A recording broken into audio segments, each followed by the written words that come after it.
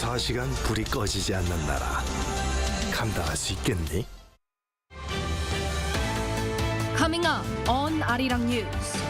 In Gaza, civilians are suffering in the crossfire as Israeli jets continue to pummel the strip in retaliation for the deadly Hamas attack. The humanitarian crisis deepens as Israel suspends electricity, fuel, food, and water supplies in the region. South Korea's military confronts a threat from the north that's different in force compared to that of Hamas. This in remarks made by the chairman of the Joint Chiefs of Staff, saying that Seoul remains fully ready to deter any provocations immediately and strongly till the end. South Korea's national debt and the fiscal deficit as of August have already outpaced what the government had forecast for the whole year, mainly due to a drop in tax revenue.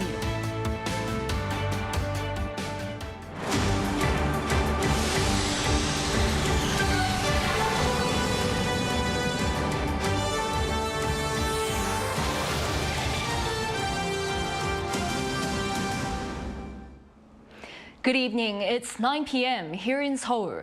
Thank you for joining us on Arirang News. We begin in the Middle East with an intensifying conflict between Israel and Hamas. Israel continues to hammer Gaza with airstrikes, destroying hospitals, schools, and residential areas in retaliation for the devastating Hamas attack. The humanitarian crisis is worsening as electricity, fuel, food, and water supplies into the region are cut off. All this amid a possible land operation in Gaza. Baeunji has our top story. Just 2 days after Israel ordered a complete blockade of Gaza, closing off access to electricity, food, and water, Gaza has now been left without electricity, as its only power plant has shut down after running out of fuel. The head of the Gaza Power Authority says that people are using generators for electricity, but even the fuel needed for them is running out. Hospitals have also been affected, with a large number of patients currently relying on electricity-powered oxygen generators to breathe.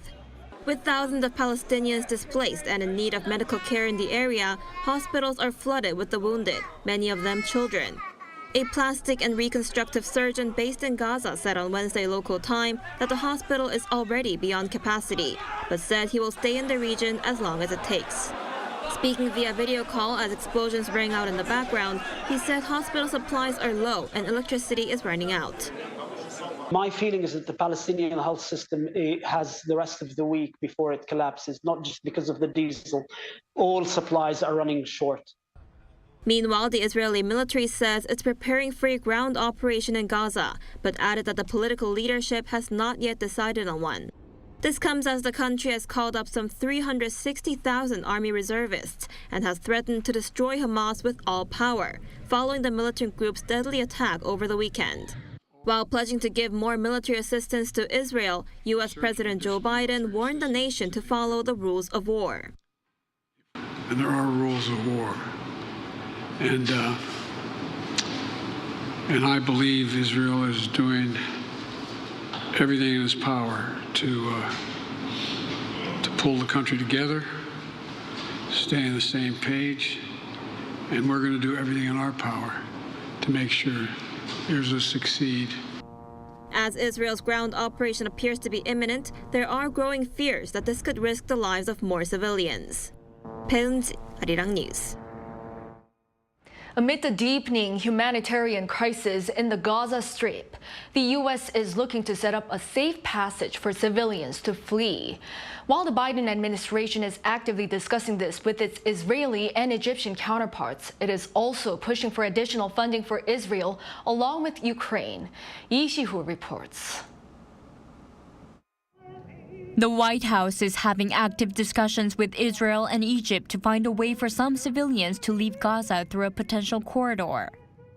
Now, I know many of you have been asking about or expressing some interest in the idea of safe passage in Gaza for civilians. Let me just say right up front, we're actively discussing this with our Israeli and our Egyptian counterparts.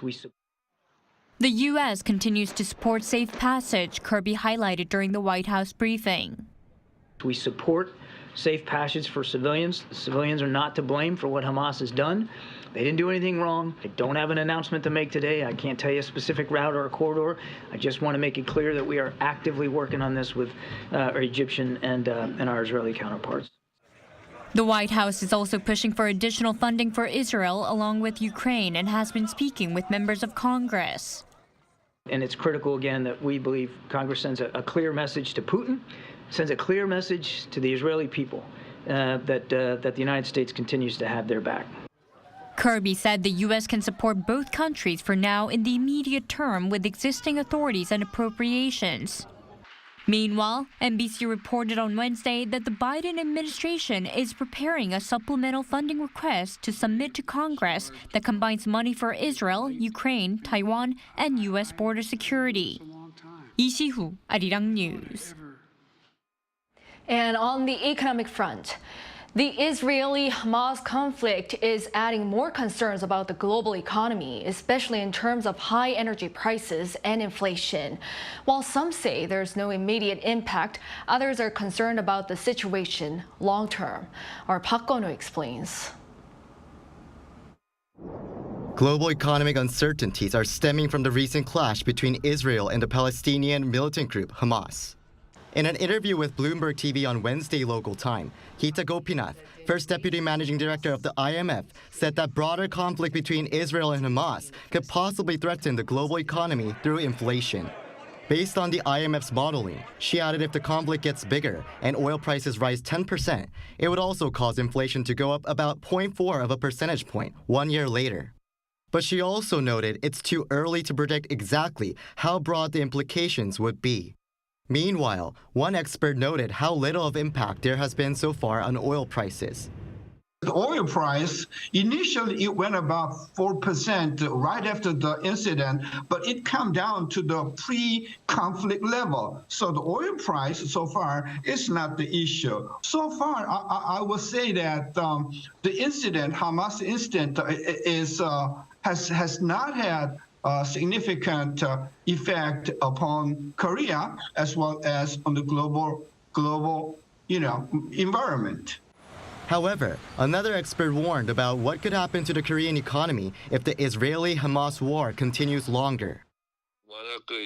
If the war continues, global economic uncertainties will rise, leading to a deeper global recession, and this could negatively impact Korea's trading and the country's economy. The Bank of Korea recently announced that exports are projected to improve in the fourth quarter, but the Israeli-Hamas conflict could now hinder things in that regard.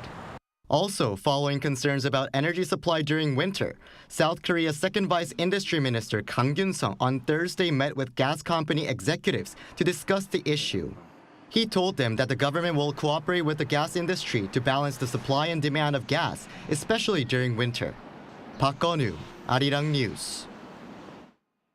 Back in this country, referring to North Korea, Seoul's head of the Joint Chiefs of Staff says South Korea faces an enemy with a force different from that of Hamas, noting it's fully prepared for any threats coming from Pyongyang.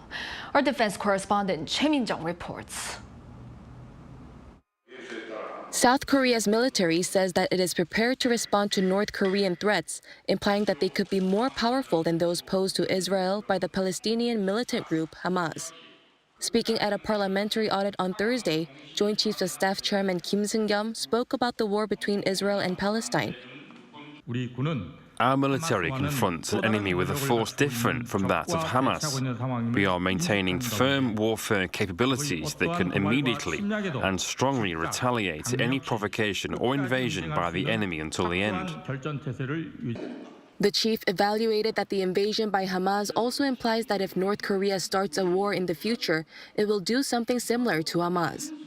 The JCS explained that it would strengthen South Korea's three-axis defense system designed to track, detect, and eliminate an enemy's ballistic missiles and weapons of mass destruction. It also vowed to increase the extended deterrence capabilities of the Seoul-Washington alliance. South Korea is also looking into suspending the September 19th Inter-Korean military agreement as it aims to boost reconnaissance and surveillance assets amid escalating threats from North Korea. We're put in a situation in which our surveillance range is limited due to the no-fly zone established near the DMZ under the military agreement.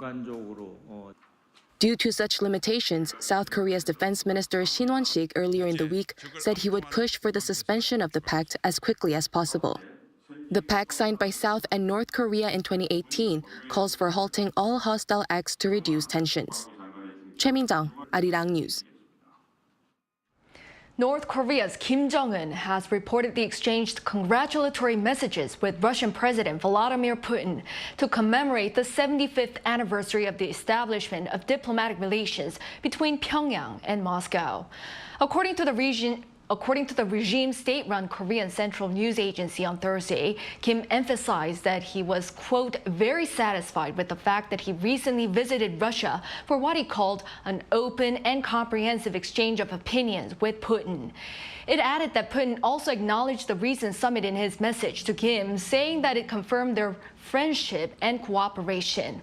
Also on the occasion of the anniversary, North Korea's Vice Foreign Minister reaffirmed the regime's support for Russia's invasion of Ukraine.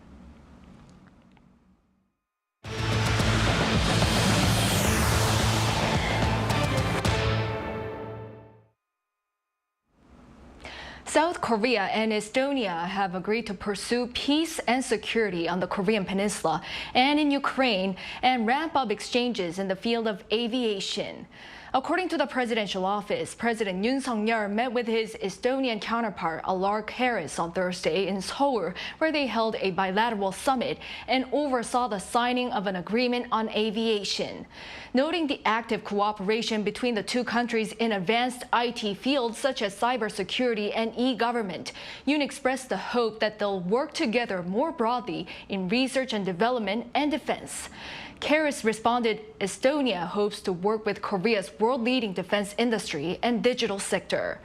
Both leaders agreed to cooperate on working for peace in Ukraine while expressing concern about military collaboration between Russia and North Korea, as they agreed on greater cooperation for peace and security on the Korean Peninsula. President Yoon, while paying his respects to the fallen soldiers who died in the critical Battle of Jangjin Reservoir during the Korean War, vowed to further strengthen South Korea's trilateral security cooperation with the United States and Japan. According to the top office, Yoon on Thursday attended the 8th memorial event honoring the U.S. 1st Marine Division, which led 30,000 United Nations troops against 120,000 Chinese soldiers marching south in November 1950. 유엔군 약 17,000여 명, 중공군 약 48,000여 명의 사상자를 낸 것만 보아도 그 전투의 치열함을 잘 알 수 있습니다.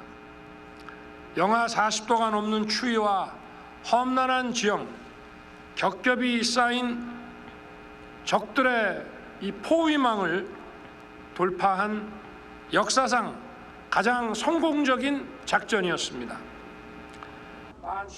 The president noted that suppressing the Chinese army's large-scale offensive enabled the so-called Hungnam evacuation, freeing some 100,000 civilians in the region.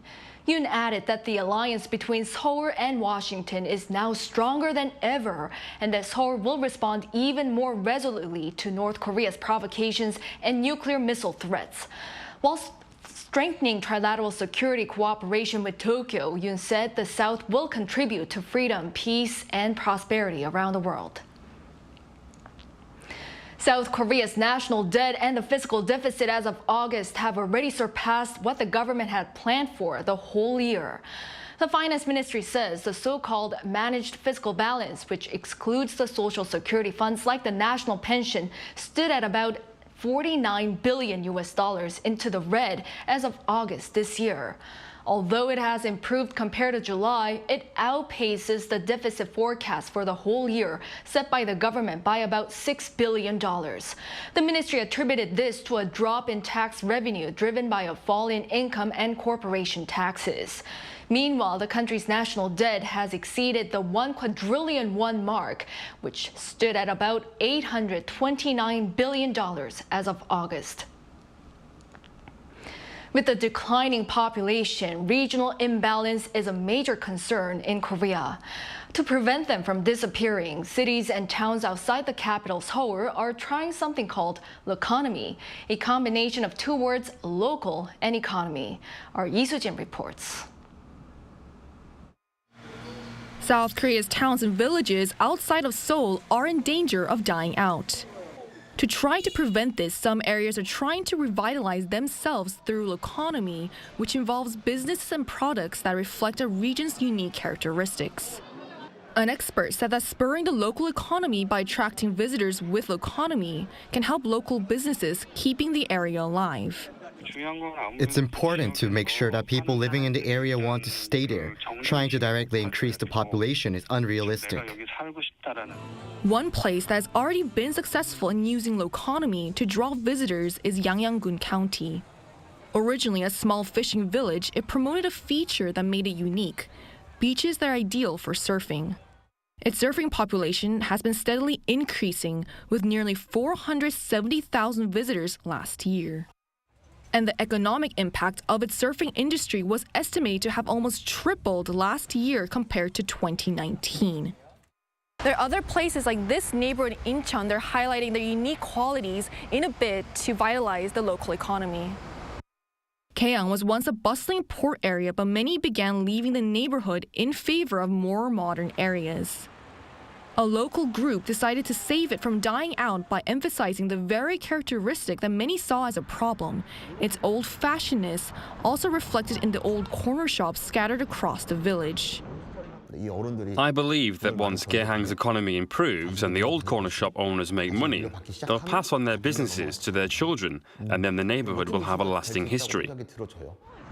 So instead of demolishing these shops, their old-fashionedness was promoted through galleries and social media to attract visitors, and this has already proven effective. People from Seoul also began to place orders as they discovered my shop on one of their visits to Gaehang. Keeping with the retro trend of the area, he also designed the vintage logo of the local beer, which began selling its own merchandise after it saw a rise in visitors from people who come just to drink Gaehang beer. While the locals are well aware that there is still much work to be done before Gaehang's revival reaches the level of places like Yangyang, both are a testament to how loconomy is creating real economic value. Lee Soo-jin, Arirang News. Amid major challenges facing the world such as climate change and economic crises, the first Jeonju Future Cities Forum 2023 kicked off on Thursday in South Korea's Jeonju in Jeollabuk-do province. Under the theme, Drawing the Future in the Era of Grand Transition, Changes and Innovation, over 1,000 participants, including scholars and representatives from around the world, have gathered to address the problems facing global metropolises and explore measures to build stronger and more promising cities. At a roundtable, representatives from cities including Shizuoka and Florence adopted the Jeonju Future Cities Declaration, aiming to bolster cooperation on leading innovation in areas such as economic growth, residents' welfare, and green policies. The event will run through Friday. Efforts to reduce carbon emissions are being taken around the world, and Korea is no exception.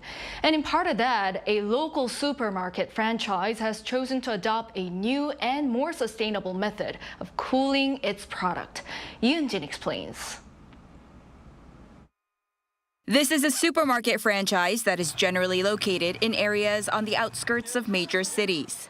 This particular branch is the first to use the latest technology in refrigerators and freezers in their meat section. Normally, commercial cooling equipment uses Freon gas, which can be installed easily at a low cost, but emits large amounts of greenhouse gases detrimental to the Earth's ozone layer. But the latest technology uses a carbon dioxide-based refrigerant that doesn't produce greenhouse gases. Applying a carbon dioxide-based supercritical cycle to state-of-the-art control systems, refrigeration and freezing is now possible in one integrated system. The carbon dioxide-based refrigerant has a global warming potential, or GWP index, that is 1/4000th of conventional refrigerants, which makes it relatively free from risks of explosion or combustibility. The installation costs of the new technology refrigerators are higher than ones that use Freon gas, but its energy costs are only 45%, making it much more advantageous. We've introduced the CO2 system because despite higher initial installation costs compared to the commonly used Freon gas system, operation efficiency is better and we can save energy costs as well as help prevent global warming. There are doors to the display shelves to reduce energy losses. As saving the Earth from further global warming becomes more urgent and more efforts are being made to move towards carbon neutralization, the use of such equipment that uses natural refrigerants that don't emit greenhouse gases is expected to increase.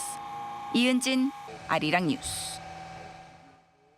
The twin baby pandas that were born this July in South Korea finally got their names today after a public contest. Our Yoon introduces Ruibao and Huibao. Everland, the country's largest theme park, has decided to name its twin baby pandas Ruibao, meaning wise treasure, and Huibao, meaning shining treasure.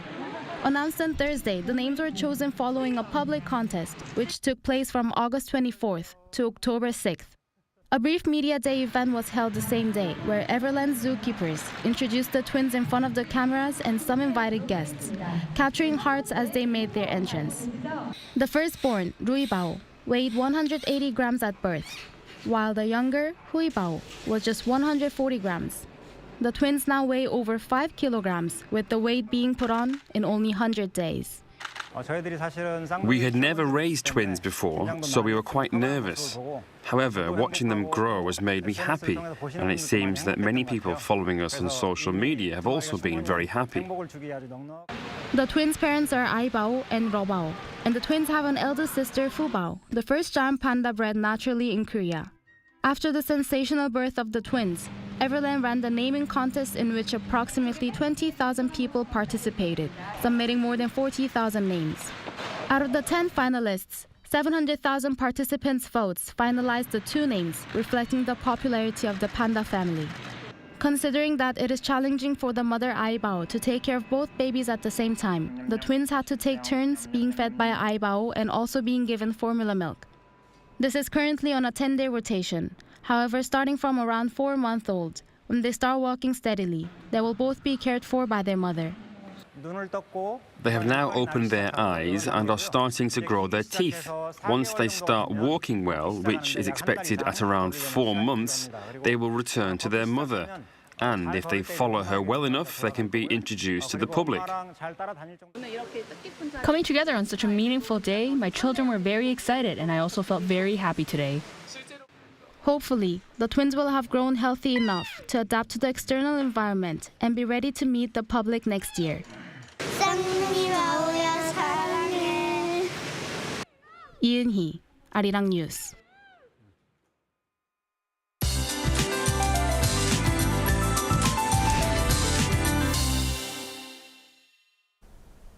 Typical autumn weather conditions of wide temperature gaps will prevail again tomorrow.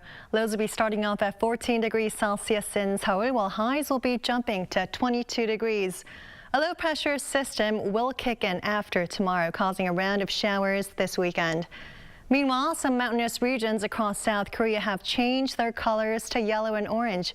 Yesterday, Deoksan Mountain saw its first autumn colors. More mountains will start to change colors around next week. Autumn foliage will reach its peak around the end of October to early November. For the coastlines of Jeju Island and the East Coast, high waves are in the forecast. Waves may overtop nearby roadways, so for those near the area, please be extra careful. Partly cloudy skies will be dominating nationwide. Morning temperatures will be ranging from 11 to 17 degrees nationwide. As for the daily highs, Seoul will be getting up to 22 degrees, Chuncheon 21, Daegu and Gyeongju will be topping out at 23 degrees. On Saturday, nationwide rain is in the forecast, and next week, colder spells are expected with lows plunging to single figures. That's all for now, and here are the weather conditions around the world.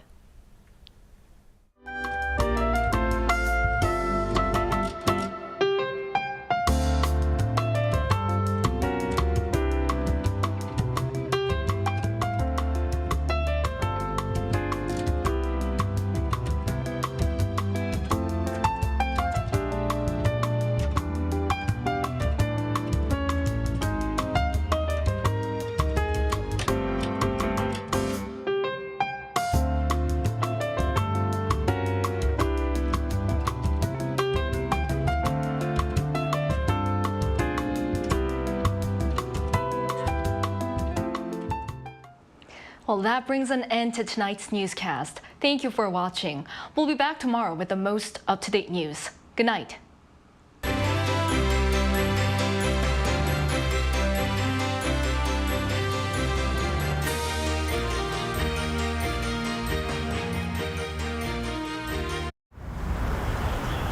Welcome